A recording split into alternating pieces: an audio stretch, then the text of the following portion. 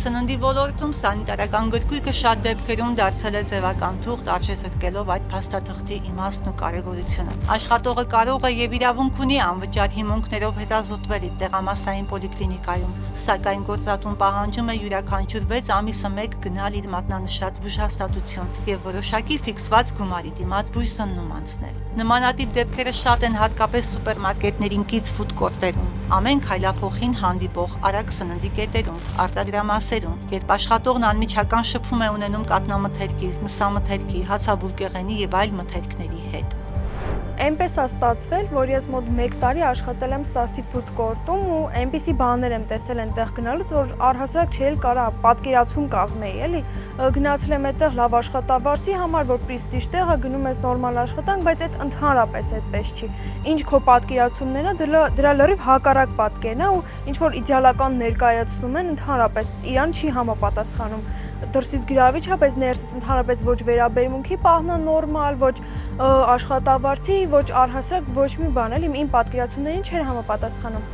Գործատուներն իրենց սեփական օրենքներն են սահմանում, որոնք հաճախ խախտում են աշխատողի իրավունքները։ Մեզ մոտ այդպես է ընդունված, եթե չես ուզում, կարող ես չաշխատել։ Հոգեբանական ճնշման այսպիսի ձևակերպումներ են հաճախ լսում աշխատողները։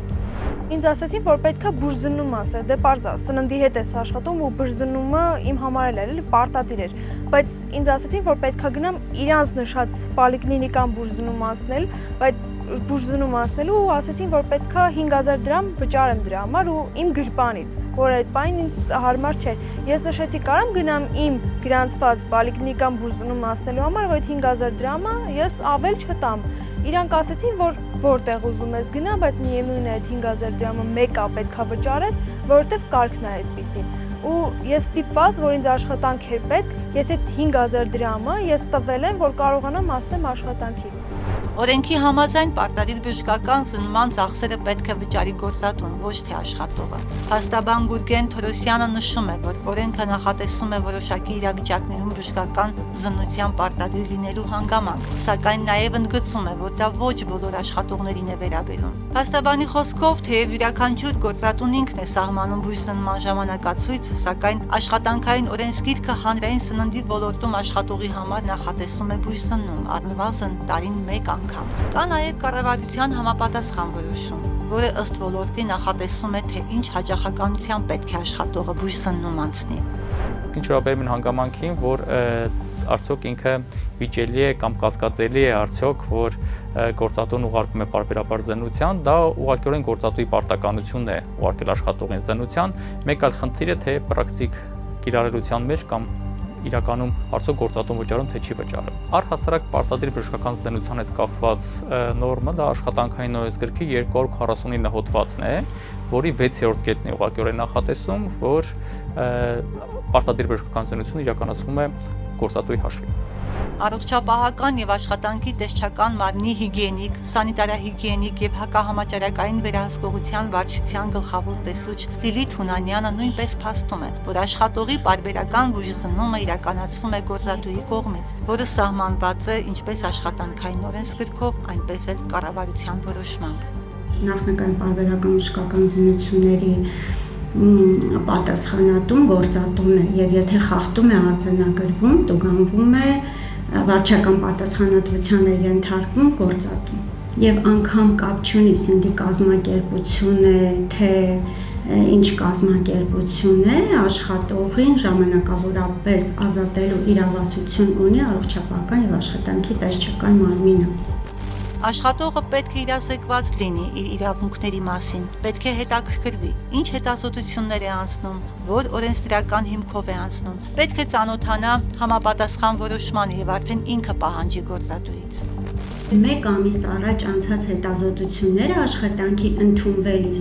չպետք է ընդունվի, որովհետև հենց այդ պահին պիտի հետազոտվի, հնարավոր է 1 ամսվա ընթացքում որևէ հիվանդություն ձեռք բերված լինի եւ դա չերևա եւ անպայման բոլոր տվյալները հետազոտության պետք է լրացվեն սանիտարական գրքույկում։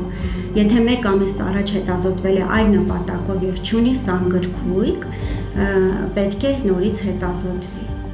Առողջապահական եւ աշխատանքի տեսչական մարմնի պաշտոնյան հավելում է, որ եթե աշխատողը 1 ամիս առաջ հետազոտվել է եւ բոլոր տվյալները գրանցվել են սանիտարական գրքույկում, այն գործում է այնքան ժամանակ, ինչքան որ պահանջվում է տվյալ մասնագիտության համար։ Օրինակ, սննդի հաստատություններում 6 ամիսը 1 է, բժշկական կազմակերպություններում տարին 1։ Եթե ունի սանգրքույկ, այն ընդունվում է եւ այլևս պետք չէ հետազոտություն։ Մեզ ահազանգած մյուս քաղաքացին Աթենք մսամթերքի արտադրամասի նախկին աշխատակից է։ Այստեղ իրավիճակը մի փոքր տարբեր է, ապօրինություններն ու աշխատակիցների չարաշահումներն ավելի մեծ են։ Աթենքում աշխատակիցները բույսզննում անցնում են հենց արտադրամասում, գործատուի միջոցներով, սակայն այստեղ քիչ չեն նաև չգրանցված աշխատակիցները, որոնց նկատմամբ բույսզնման պահանջ չի կիրառվում։ Աբսուրդ է, չէ՞, տարիներով աշխատել սննդի ոլորտում, անմիջական շփում ունենալ մսամթերքի հետ, բայց չհետազոտվել։ Հատկապես նոր տարվան ընթരാճ գործարանը մի քանի տասնյակ ժամանակավոր աշխատակիցներ է ընդունում եւ թույլ տալիս նրանց աշխատել սննդամթերքի միջավայրում, առանց բուժզննում անցնելու։ Նույն անձի խոսքով տարիներ շարունակ Նիկն աշխատել է մսամթերքի արտադրամասում առանց գրանցված լինելու եւ այդ ընթացքում ոչ մի անգամ բուժզննում չի անցել։ Այսպիսով խտրական վերաբերմունք է դրսևորվել նույնիսկ առողջապահական վերահսկողության հարցում։ Ինչ լիազորություններ ունի սննդի անվտանգության տեսչական մարմինը մեր նշած խնդիրները լուծելու գործում։ Սա ԱՏՄ իրազեկման խորհրդատվության եւ հանրության հետ տարվող աշխատանքների բաժնի պետ Անուշ Հարությունյանը ընդգծում է, որ ցանկացած պահի, երբ որ հայտնվում է խնդիրը, դրա պատասխանատուն տնտեսվարողն է։ Մեր վերահսկողության տիրույթում է տեսնել աշխատակիցը ունի սարքույկ թե ոչ նախ եւ առաջ եւ ստուգել դրա պարբերականությունը, այսինքն անցել է նախնական բժշկական ստուգում եւ արդյոք պահպանում է պարբերականությունը 6 ամիսը մեկ այն թարմացված է։ Եթե որևէ խնդիր է հանդիպում, նույնիսկ 1 օրվա, երբեմն մեզ ասում են, այ գիտեք, հոկտեմբերի 24-ին լրանում էր, դուք հոկտեմբերի 25-ին արդեն մեզ ստուգանում եք։ Այո, հոկտեմբերի 24-ից առաջ, 1 ամիս առաջ պետք էր գնալ եւ դրա ժամկետը երկարացնել եւ դրա հետ կապված բնականաբար սահմանված է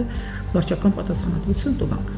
Հիմնականում թեժ գծով ստացվող բողոքները հանրային սննդի իրացման ցանցերի հետ են կապված։ Հարությունյանի խոսքով թունավորումների հիմնական դեպքերը խաչաձև աղտոտման արդյունք են։ Լինում են դեպքեր, որ աշխատակիցն է ունենում առողջական խնդիր։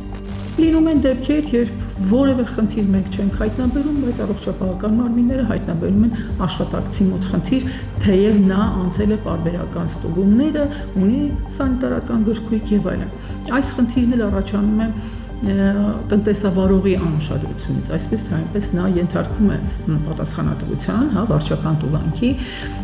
որովհետև նա պարտավոր է ուշադիր լինել եւ դիցուք պարբերականությունը սանգրքույկի 6 ամիս է, նա պարտավոր է հետեւել, որ իր աշխատակիցը լինի առողջ։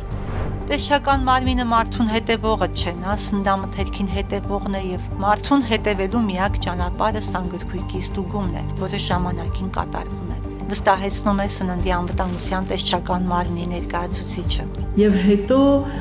մենք չենք կարող հսկայական քանակությամբ տնտեսավարողներ, այս պահին մենք օրինակ 35,000 գրեթե գրանցված տնտեսավարող ունենք սննդի շղթայում եւ 160-180 տեսուչ։ Անընդհատ բոլորի կողքին լինել հնարավոր չէ, դրա համար գործում են օրենքներ, որոնք իրենք պահել պարտավոր են եւ կարգեր, որոնք պարտավոր են պահել եւ մենք այդ դրանց պահպանումը ստուգողն ենք։ Սանիտարական գրքույկների վերաբերյալ սննդի անվտանգության տեսչական մարմինը թեժ գծով զանգեր այնուամենայնիվ ստանում է։ Դրանք այն դեպքերն են, երբ քաղաքացին տեղյակ է լինում, որ տվյալ արտադրությունում կամ հանրային սննդի կետում աշխատակիցներն այդ փաստաթուղթը չունեն։ Այնպես որ մարդիկ բավականին ուշադիր են, հետևում են նաև այդ խնդիրներին եւ մենք անպայման արձագանքում ենք, անպայման գնում ենք։ Իդեպ մեր թեժ գիծը շուրջօրյա է 118 եւ անվճար եւ ցանկացած պահի, ցանկացած քաղաքացի, ցանկացած հարցով կարող է մեզ զանգահարել սանիտարական անձնագրերի մասով առավել եւս։ Հետևություն. Սանիտարական գրքույկների հարցը մեծամասամբ ոչ թե առողջապահական պահանջ է, այլ ճնշման գործիք աշխատողների նկատմամբ։ Աշխատողները չեն բողոքում գործատուից ոչ թե այն պատճառով, որ խախտումներ չկան, այլ որովհետև վախենում են աշխատանքը կորցնելուց եւ չեն տիրապետում իրենց իրավունքներին։ Վերահսկող մարմիններն էլ թեև հավաստիացնում են, որ յուրաքանչյուրն իր տեղում է, սակայն իրականում ոչ միշտ է հաջողվում լիարժեք բացահայտել ոլորտում առկա անօրինականությունները։ Արդյունքում տուժում է շարքային քաղաքացին, զրկվելով իր հիմնարար իրավունքներից։